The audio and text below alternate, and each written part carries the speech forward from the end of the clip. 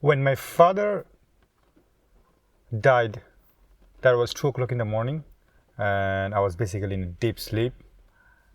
And I got a call from my mom, and she called me about a very few times.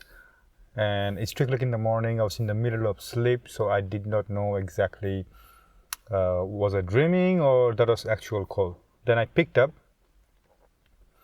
My mom, kind of in a distress mode, said that, "Don't worry, it's going to fine. It's going to be fine. Life happens. Your father is not breathing anymore." I was in my short and I remember every single second of it. I was crying, I was screaming, I was a grown-up man, I was feeling helpless, in a denial mode because it cannot be happening. I told her maybe do whatever necessary to revive him. My sister was there luckily, and my mom is already sick. She doesn't have any energy, and she gave everything. The fact that she is alive and moving today, that's a miracle, because what she did to revive my father was incredible, and I'm lucky enough. The fact that I was in a different country and a different timetable.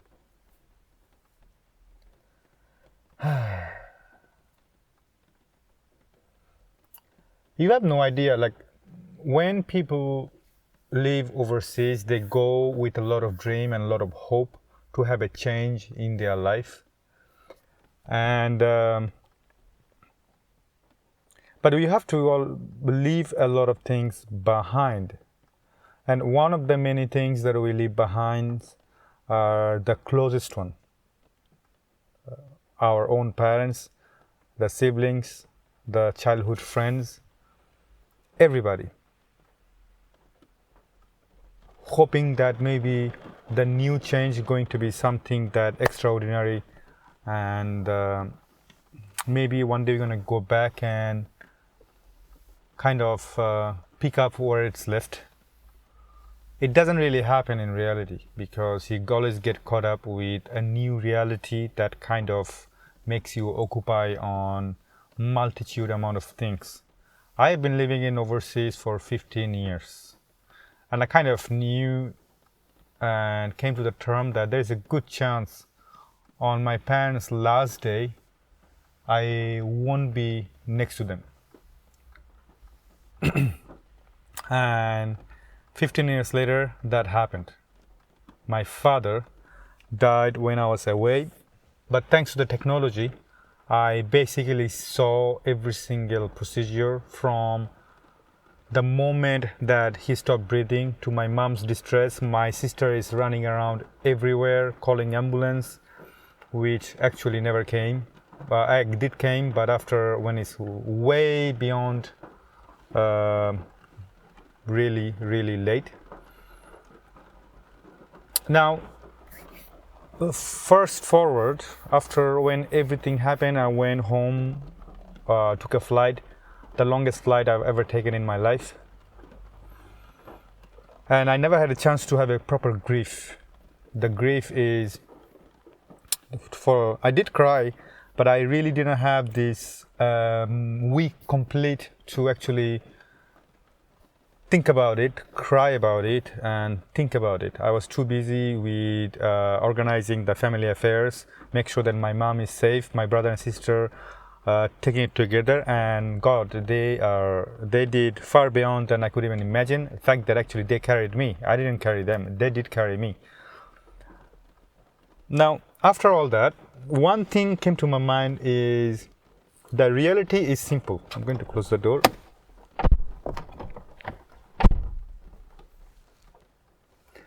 The reality is simple. We are all going to die one day. And that's just the reality, and there is no turning around. Sorry for the interruption, because my tripod is not sitting in one place for too long. So I'm holding it in my hand so to make sure that I'm not bothered by the technical movement anymore. And it's heavy raining outside. So coming back to the point of the death and my last day, I've been thinking about it, and I did my grieving by reading a lot of book on death. I tried to read book on the Ernest Becker, and then followed by Man's Search for the Meaning, when the breath become air, or Mortality, medicine, and what does it mean in the end, and all sort of books. I'm also already going to read some more books on it. But one thing I realized, that there is no coming back. We are all going to die, and we are all going to just have to face it. The problem is that, one, I don't want to die far from my family, but my family is half here. My wife, and I'm soon to be a dad at the time of the recording, so I will have a little kid. But at the same time, my last resting place would be nice to be back in my homeland in Bangladesh, in the middle of a village where the cows, the dogs, the chicken, walking around. There is cyclone, flood all the time. Just basic tropical nature next to the Bay of Bengal. This is where I wish to have my lasting days. But that costs money. Dying is easy, but from that to bring my body all the way back to home, that would be a lot of logistical hassle alone for my mom, my wife. And you see, I'm just 36 years old, and you must be thinking that why you already thinking about it? Because to be honest with you, if you look at the reality, dying costs money too. The world that we're living in, nothing is free, not even dying. And the problem after death is not going to be your problem. Problem after death is going to be the one that who are going to live. Just like I'm living now after my father's death, and I know exactly how it's going to go. That's about me. So I thought that I should face the reality and make sure that I do have enough finance on the side to make sure that my wife, my future daughter, when she grows up, doesn't have any problem to move me back home, and then they have enough to carry my body all the way back home, and then followed by all the ritual and procedures, and financially at least they're good. But that's about me, but that's quite selfish to think about my own death. The saddest other thing that I am worried about constantly after my father's death, that I at least want to be this time next to my mom on her last day. And life expectancy of my country is not more than 65, maybe 70, but after that they get really fragile, which makes my life not more than 65, which is funny because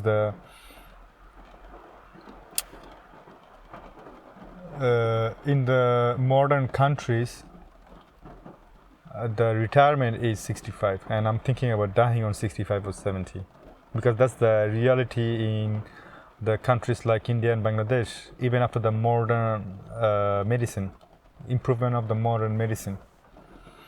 So back to my mom, is that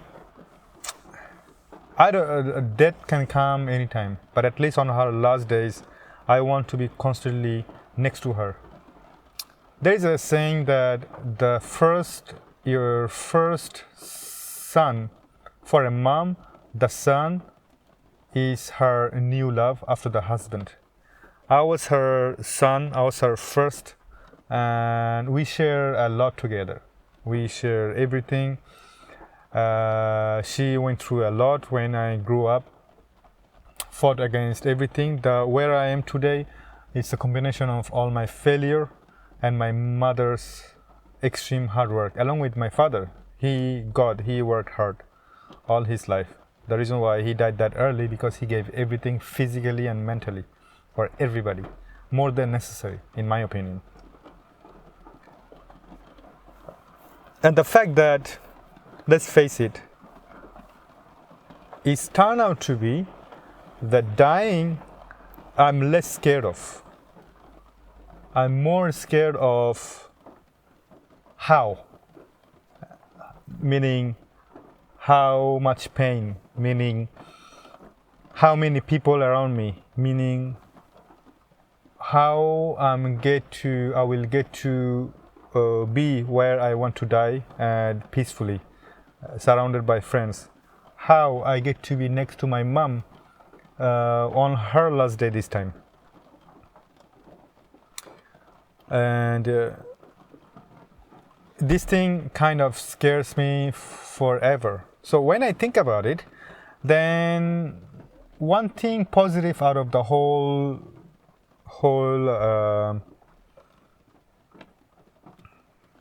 thought of dying and death and mortality, that maybe I should spend less on materials and I should have less stress about daily expenses. I have minimum food, water, shelter, security. It's fantastic. Life is good.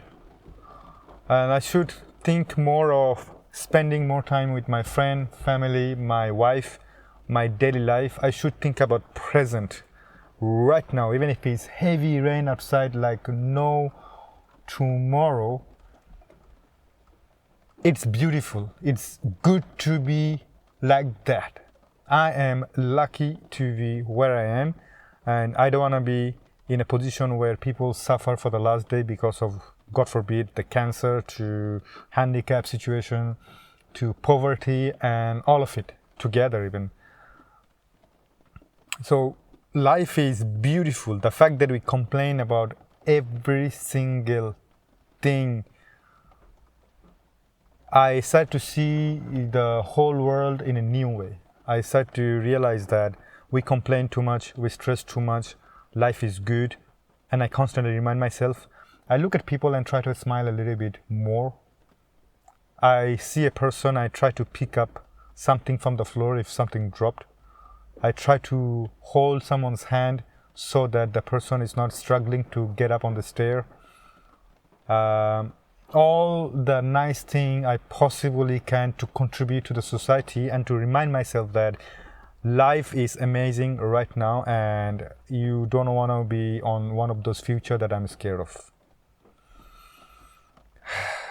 This whole video is not to give you one of those, speak about, dying is good, don't worry about dying, mortality is a part of life. I'm just reminding myself again, and we're trying to kind of reminding you that probably dying is your last problem. In fact, it's not a problem at all. What is your problem is that what are you doing now at this very moment to make yourself be proud of? Are you a good person in the society? Are you a good husband? Are you a good son, daughter, wife, partner, good human being? Are you trying to do enough to make yourself happy and in peace? Are you trying to avoid taking everything personally? Any bad comments, any good comments, everything, etc., etc. Because trust me, when the time comes, you will look back and say that we ask yourself exact same very questions. That what have I done in my life before I die? And last thing I want is to die with regret.